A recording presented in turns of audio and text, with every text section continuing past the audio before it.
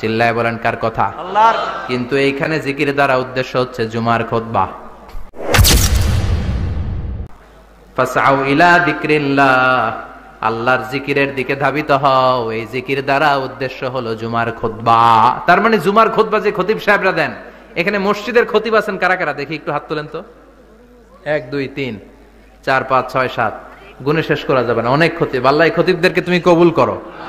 আর জোরে পড়েন আমিন।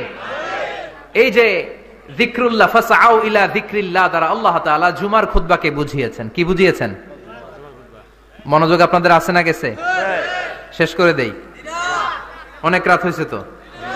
ছোট্ট একটা দোয়া পড়ি, শেষ করব। আরো কয়েক মিনিট মনোযোগ থাকবে। তাকবীর দেন, লিল্লাহে তাকবীর। আরো জোরে দেন, লিল্লাহে তাকবীর। ফাসআউ ইলা যিকরিল্লাহ, আল্লাহর জিকিরের দিকে, আল্লাহর স্মরণের দিকে ধাবিত হও।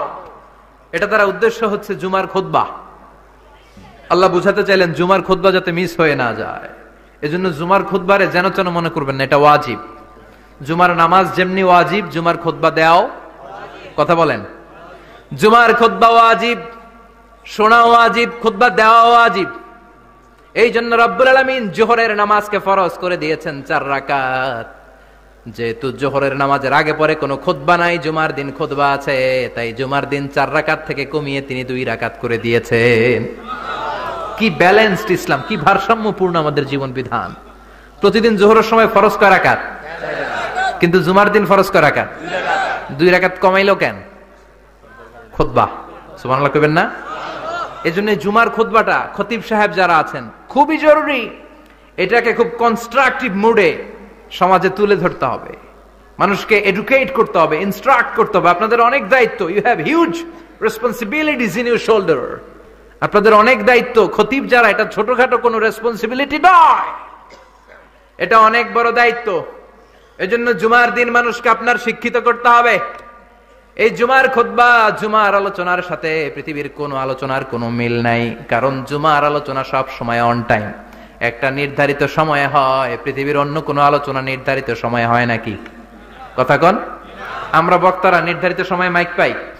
কথা কন। কোনদিন 8টায়, কোনদিন 9টায়, আজকে বসছি কয়টায়? কিন্তু জুমার খুতবার এটা চেঞ্জ হয়। কি বরকতের একটা জলসা। ওই দিন সবাই আসতে হয় মসজিদে।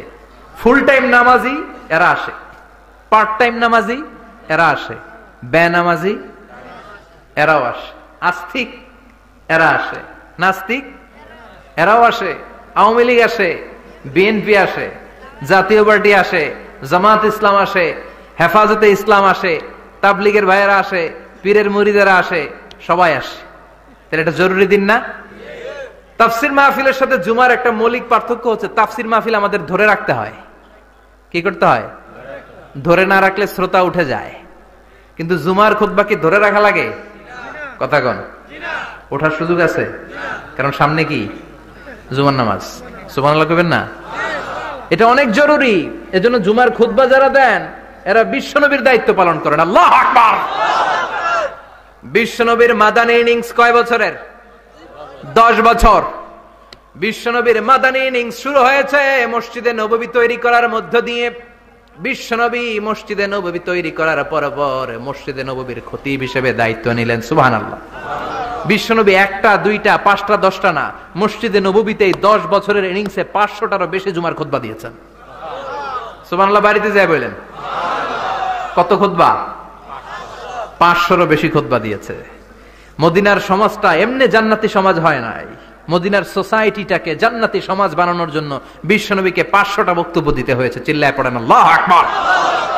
প্রতি সপ্তাহে যে আয়াতগুলো নাজিল হতো বিশ্বনবী এগুলো নিয়ে কথা বলতেন। এই সপ্তাহে যে সমস্ত আয়াতগুলো নাজিল হলো ওই আয়াতগুলো নিয়ে বিশ্বনবী জুমার দিন খুতবার মধ্যে কথা বলতেন। এই সপ্তাহের মধ্যে রাষ্ট্রীয় যত ক্রাইসিস আছে এই সমস্যাগুলো নিয়ে বলতেন। এই সপ্তাহে সমাজের মধ্যে বড় বড় যত ঘটনাগুলো ঘটে গেল এগুলো নিয়ে বিশ্বনবী জুমার দিন কথা বলতেন। সুবহানাল্লাহ। এজন্য খতিব যারা আছেন জুমার আলোচনাটা অনেক কনস্ট্রাকটিভ, ফ্রুটফুল হতে হবে, কোরআনের আলোকে হতে হবে। বিশ্বনবী জুমার খুতবা দিচ্ছেন, হঠাৎ বিশ্বনবী দেখলেন হাসান আর হুসাইন লাল 2টা জামা পরে জুমার মসজিদের মধ্যে ঢুকে একবার কাতারের এইদিকে দৌড় মারে, আরেকবার ওইদিকে দৌড় মারে। ছোট বাচ্চাদের এরকম দৌড়াদৌড়ি আছে না নাই? রাজা মেহরও আছে। ছোট বাচ্চাদেরকে মসজিদে ঢুকতে দেন তো না বের করে দেন? বের করে দেয়। সর্বনাশ, বাচ্চাদেরকে মসজিদ থেকে বের করবেন না, কখনোই বের করবেন না। তুরস্কের বিভিন্ন মসজিদে বড় বড় ফেস্টুন দিয়ে লেখা থাকে, তারাবির নামাজে, জামাতের নামাজে মুরব্বীরা যখন সামনে নামাজ পড়বে, পিছন থেকে যদি ছোট বাচ্চাদের চিল্লা চিল্লি আর কিচির মিচির শব্দ শুনতে না পাওয়া যায়, তাহলে ভবিষ্যৎ প্রজন্ম নিয়ে আপনারা চিন্তিত থাকুন। পিছনে যদি বাচ্চাদের হই হুল্লোড় না থাকে, চিল্লা ফাল্লা না থাকে, তার মানে নেক্সট জেনারেশন এগুলো মুসল্লি হবে না, এগুলো হবে ডাকাত।